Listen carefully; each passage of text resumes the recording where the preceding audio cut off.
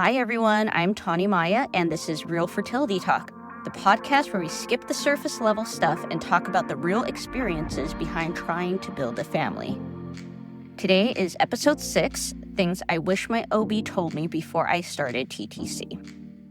So for our newbies, TTC means trying to conceive. There's a list of commonly used acronyms on my website, realfertilitytalk.com. You could go over there and check it out. There's a whole lot of new words that you're going to have to learn. Today's episode is a little bit of a rant and a whole lot of why didn't anyone tell me this? So let's get into it.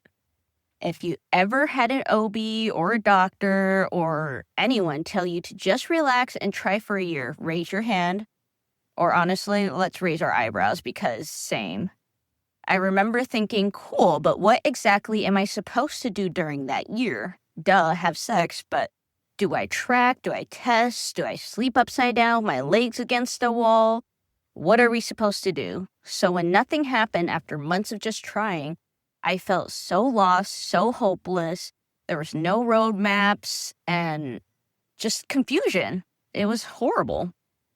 So things I wish my OB had told me. Let's break it down. So here's a few things I wish someone told me early on before I dove headfirst into Dr. Google.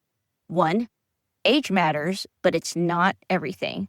Yes, our fertility declines with age, but not in a straight line, and we should be educated without being terrified. 2, ovulation isn't guaranteed. Even if your period is regular, so many people think a 28-day cycle equals healthy ovulation. Not always.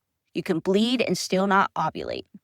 3, there are basic labs you can run before your 12 months of trying. No need to wait for a year to test for AMH, TSH, vitamin D, or get a semen analysis. It's your body. You get to ask questions. 4, your OB isn't always trained in fertility medicine, and that's okay. They're amazing at so many other things, but sometimes it's time to bring in a specialist or an advocate like a coach or an RN. 5, it's okay to start with information. You don't need to be infertile to want clarity. Wanting to be proactive doesn't mean you're paranoid.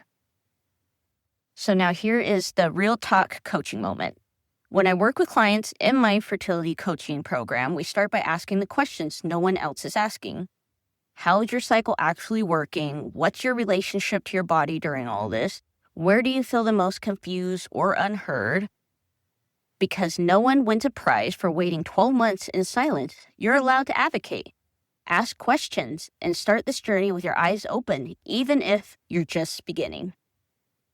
So, little story time. I once had a client who'd been trying for almost 1 year. Her OB kept telling her it would happen. But when we dug into her labs, we found signs of PCOS that were never discussed. She told me, I didn't even know I could ask for more. So you can always ask for more. You deserve to. It's your insurance, your time. So if you're in the early stages of TTC or even just thinking about it, this is your permission slip to get curious. Ask for lab, get support, start slow, but start smart. And if you're feeling overwhelmed, that's what coaching's for. I offer private, personalized fertility support for wherever you're at in your journey. You can DM me, grab a free TTC checklist link in the show notes, and remember, you don't have to figure this out alone. Thanks for being here. Catch you next week on Real Fertility Talk. Bye.